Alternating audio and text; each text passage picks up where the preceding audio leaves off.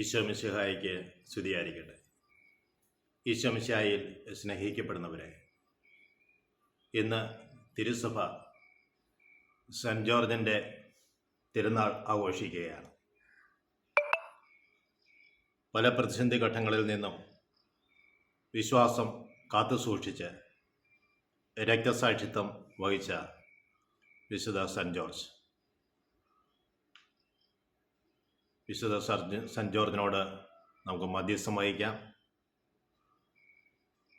ദൈവമേ, ഇന്ന് ഞങ്ങൾ കേൾക്കുന്ന തിരുവചന ഭാഗങ്ങളിലൂടെ കടന്നു പോകുമ്പോൾ അവിടുത്തെ ആത്മാവിൻ്റെ അഭിഷേകം ഞങ്ങളുടെ ജീവിതത്തിൽ വന്ന് നിറയട്ടെ എന്ന് ഞങ്ങൾ പ്രാർത്ഥിക്കുന്നു.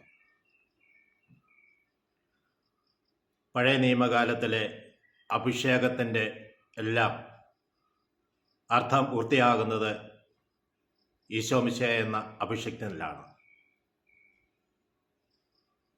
ലൂക്കായുടെ സുവിശേഷം 4-ാം അധ്യായം 18-ാം തിരുവചനത്തിലൂടെ നാം കടന്നു പോകുമ്പോൾ ഈശോ പറയുന്നു, കർത്താവിൻ്റെ ആത്മാവ് എൻ്റെ മേലുണ്ട്, ദരിദ്രരെ സുവിശേഷം അറിയിക്കുവാൻ അവിടുന്ന് എന്നെ അഭിഷേകം ചെയ്തിരിക്കുന്നു. ബന്ധിതർക്ക് മോചനവും അന്ധർക്ക് കാഴ്ചയും അടിച്ചമർത്തപ്പെട്ടവർക്ക് സ്വാതന്ത്ര്യം നൽകുവാനും കർത്താവിൻ്റെ സ്വീകാര്യമായ വത്സരം പ്രഖ്യാപിക്കുവാനും അവിടുന്ന് എന്നെ നിയോഗിച്ചിരിക്കുന്നു. ദൈവത്തിൻ്റെ ആത്മാവ് ഉള്ള ഈശോ പറയുന്ന വാക്കുകളാണ് നമ്മൾ കേട്ടത്. ഈശോയെ രാജാവായിട്ടും പുരോഹിതനായിട്ടും അതുപോലെ തന്നെ പ്രവാചകനായും അഭിഷേകം ചെയ്യുന്നത് നമ്മൾ കാണുന്നുണ്ട്. അപ്പോസ്തല പ്രവർത്തനം 10-ാം അധ്യായം 38-ാം തിരുവചനം, നസ്രായനായ യേശുവിനെ എപ്രകാരം അഭിഷേകം ചെയ്തിരിക്കുന്നുവെന്ന് നിങ്ങൾക്കറിയാം. അവൻ നാടും മുഴുവൻ ചുറ്റി സഞ്ചരിച്ചു. പിശാച് ബാധിച്ചിരുന്ന വ്യക്തികളിൽ നിന്ന് പിശാചിനെ പുറത്താക്കി നന്മ പ്രവർത്തിച്ച് നാട് മുഴുവൻ ചുറ്റി സഞ്ചരിച്ചു. ദൈവം അവനെ എപ്രകാരമാണ് അഭിഷേകം ചെയ്തതെന്ന് നമ്മൾക്കറിയാമല്ലോ. അഭിഷേകം സ്വീകരിക്കുന്നവൻ്റെ ഫലമാണ് നന്മ ചെയ്യുക, പിശാചുക്കളെ ബഹിഷ്കരിക്കുക, സൗഖ്യപ്പെടുത്തുക. ഹെബ്രായർക്കെഴുതിയ ലേഖനം 1-ാം അധ്യായം 9-ാം തിരുവചനത്തിൽ നമ്മൾ കാണുന്നു, അവൻ രാജകീയമായ ചെങ്കോൽ പിടിച്ചിരിക്കുന്നു.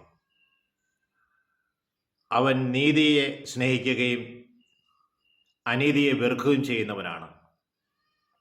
ആയതിനാൽ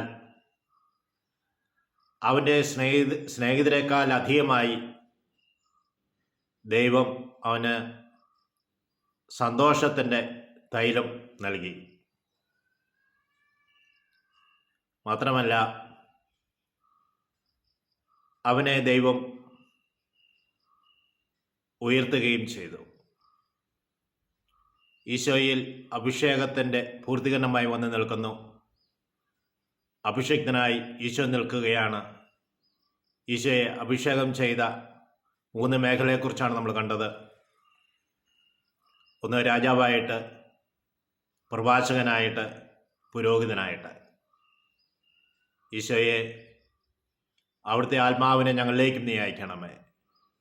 പിതാവ് ലഭിച്ച ആത്മാവിനെ ഞങ്ങളിലേക്കും അയച്ച് അന്ധർക്ക് കാഴ്ച കൊടുക്കുവാൻ, ബന്ധിതർക്ക് മോചനം കൊടുക്കുവാൻ, അടിച്ചമർത്തപ്പെട്ടവർക്ക് സ്വാതന്ത്ര്യം കൊടുക്കുവാൻ, കർത്താവിനെ സ്വീകാര്യമായി വത്സരം പ്രഖ്യാപിക്കുവാൻ, ദരിദ്രർക്ക് സുവിശേഷം അറിയിക്കുവാൻ തക്കവിധം ഞങ്ങളെയും ഉയർത്തണമെന്ന് ഞങ്ങൾ പ്രാർത്ഥിക്കുന്നു. സ്നേഹനാഥനെ ഈശോയെ, അങ്ങയുടെ സന്നിധിയിൽ ഞങ്ങളുടെ കണ്ണുകൾ ഉയർത്തി, ഹൃദയം ഉയർത്തി, കരമുയർത്തി പ്രാർത്ഥിക്കുന്നു. അവിടുത്തെ ആത്മാവിനെ ഞങ്ങളുടെ മേൽ വർഷിക്കണമേ. അവിടുത്തെ പാത പിൻചെല്ലുവാൻ അവിടുന്ന് ഞങ്ങളെ സഹായിക്കണമേ. ഈശോയെ, നിങ്ങളുടെ കൂടെ പിതാവുണ്ടായിരുന്നത് പോലെ ഞങ്ങളുടെ കൂടെയും അവിടുന്ന് ഉണ്ടായിരിക്കണമേ.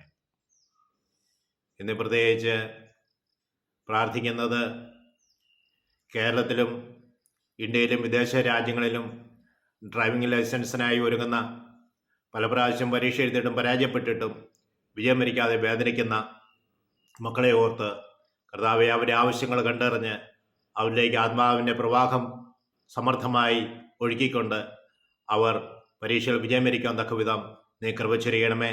അവരുടെ ബുദ്ധിയെ പ്രകാശിപ്പിക്കണമേ. വേണ്ട സമയത്ത് വേണ്ടതുപോലെ പറയുവാനും പ്രവർത്തിക്കുവാനും ഡ്രൈവ് ചെയ്യുവാനുള്ള കൃപയും അനുഗ്രഹവും മക്കൾക്ക് നീ കൊടുക്കണമേ എന്ന് പ്രാർത്ഥിക്കുന്നു. പരിശുദ്ധ അമ്മ ആശ്രയമാതാവേ, ഞങ്ങൾക്ക് വേണ്ടിയും പരീക്ഷയ്ക്ക് വേണ്ടി തയ്യാറായിരിക്കുന്ന ഓരോ മക്കൾക്ക് വേണ്ടിയും പ്രാർത്ഥിക്കണമേ. പിതാവിനും പുത്രനും പരിശുദ്ധാത്മാവിനും സ്തുതി. ഈശോ മിശിഹായ്ക്ക് സ്തുതിയായിരിക്കട്ടെ.